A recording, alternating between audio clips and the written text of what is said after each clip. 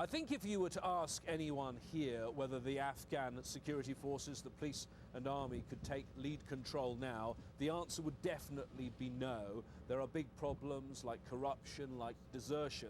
There are only 4 years to turn things round, and I think one incident in the last few hours shows the severity of the problem. A shooting incident in Mazar-e-Sharif in the north of the country. There, an Afghan soldier, we're told, killed 2 US civilians who were involved in training on a gun range. One other Afghan army soldier died, as well as the soldier who first opened fire. And I think it puts a little bit of a dampener on a day that was all supposed to be about partnership with the Afghan security forces and handing over to them eventually. But the foreign ministers who gathered here say this was a historic occasion. Zaina Hodder has more. The world gathered in Kabul, and the Afghan government presented what they described as a grand vision, involving commitments both to the international community and to its own people. Delegates adopted a plan that the Afghan government takes security responsibility for all provinces by the end of 2014, a date that could offer a way out for countries tired of the war.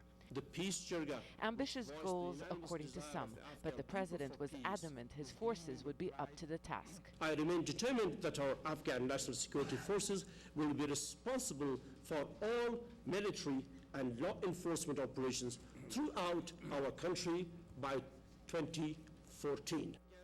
The government also got what it wanted, more control of aid money already pledged.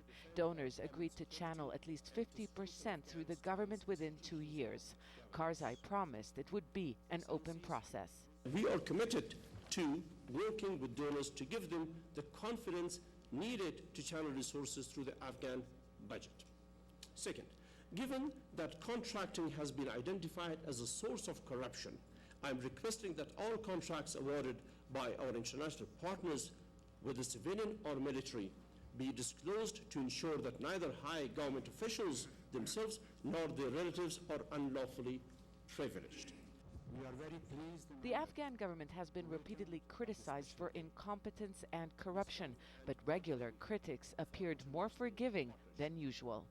The Afghan government is stepping forward to deal with a multitude of difficult challenges. And I have to say, some of their challenges have been made more difficult by the international community's intervention. And I think recognizing that and accepting the analysis that was present in President Karzai's address is very important. Delegates also backed Karzai's plan to make peace with the Taliban, the so-called reintegration plan. World leaders came to Kabul with a message: we will not abandon Afghanistan, but the transition to Afghan leadership will not be put off indefinitely. The international community backed the Afghan government's desire to take on more responsibility. President Karzai made promises. Now he has to deliver. Outside the walls of the foreign ministry, the center of Kabul was locked down to prevent any attack. In the days and months ahead, it will be up to Afghans themselves to decide whether this international conference can ever be described as historic. Zaina Hodder, Al-JAZEERA, Kabul. So we now have a new date, a new timeline. What else do we have? Well, the foreign ministers, those that attended this event, and the Afghan government say we finally have a concrete plan for a way forward for this country.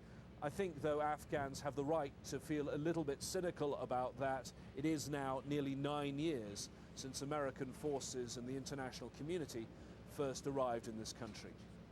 Well, Ashraf Haidari is the political counsellor at the Afghan embassy, as you can see, in Washington, D.C., joining us live now. Thanks so much for being with us. The key emphasis at the moment does seem to be on the transition date of 2014. Is it actually, though, a timetable that is worth having? I mean, it's a non-binding agreement, therefore it could shift, couldn't it, at any time? Yes, of course, it is very conditions-based, and as President Ahmed Karzai discussed in his remarks, and as well as Secretary General Ban Ki-moon pointed out, that from now on, moving forward, we need to listen to Afghans, to the Afghan government, and we need to act. So far, we have been talking conference after conference after conference, and the fact is that this is the very first international conference on Afghanistan in Kabul, where we have presented our blueprint for moving forward, and that's focusing on realignment of international civilian and military aid efforts to enable the Afghan government, the Afghan state to increasingly stand on our own to take over the peace-building process from the international community. So it was essential to actually have a year in mind, was it? You needed to have a date, is that right, to move things forward? Exactly. We hope that by 2014, the discussions that took place on Afghanizing the security sector in Afghanistan will actually take place in terms of training, equipping, and enabling the Afghan National Security Forces, both the Afghan National Army and the police, to increasingly execute independent operations against our common enemies. So we will see where we will be by then, hopefully in a position where we are fully able to take over the security responsibilities from the international community. We hope to be there by 2014. What was interesting about the conference actually was that there was very little mention or discussion about reconciliation and the possible reintegration with the Taliban, members of the Taliban, which obviously the Afghan government is keen to move forward. But the fact that there was very little talk about it does suggest that behind the scenes there's a wide disagreement about the way forward among all the parties involved. Well, the President did discuss in his remarks that we are going to build on the consensus that emerged from the recent peace jirga that was organized in Kabul, that those members of the Taliban that meet our specific conditions, including accepting the Afghan constitution, renouncing violence, and cutting ties with Al-Qaeda and other extremist networks in the region, are welcome to choose a civilian life and to pursue their legitimate aspirations peacefully. One final point that I want to put to you, the new agreement that's going to come into play, that 50% of all foreign aid will now be channeled within 2 years through the Afghan government rather than through other agencies. That clearly is a victory for President Karzai, but isn't it a little too much, given that I think even you would agree and the Afghan government would agree that there are various elements within the Afghan government that are prone to corruption? Is that not a concern?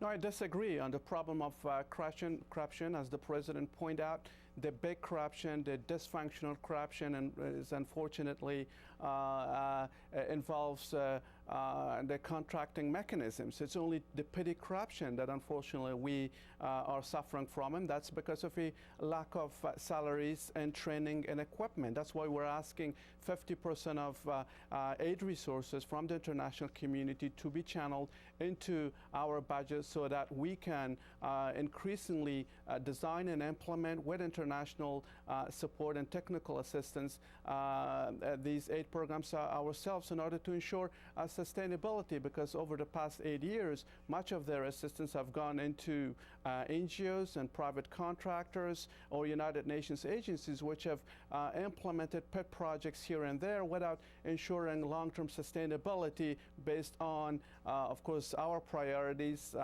of the Afghan national development strategy and the needs of the Afghan people. And we have definitely specific success stories such as the National Solidarity Program, which is now delivering aid resources very effectively to 23,000 villages at the cost of over $1 billion, and which has executed some 40,000 projects. So there are existing, functioning, effective mechanisms which we would like to increase the number of, and health and education and telecommunications and energy and water management and agriculture to provide services for people, and to, as well as also create jobs that the vast majority of the Afghan people demand. Ashraf Haidari, I'm sorry to stop you there. We are out of time, but I appreciate your time. Thank you so much for joining us from Washington, D.C.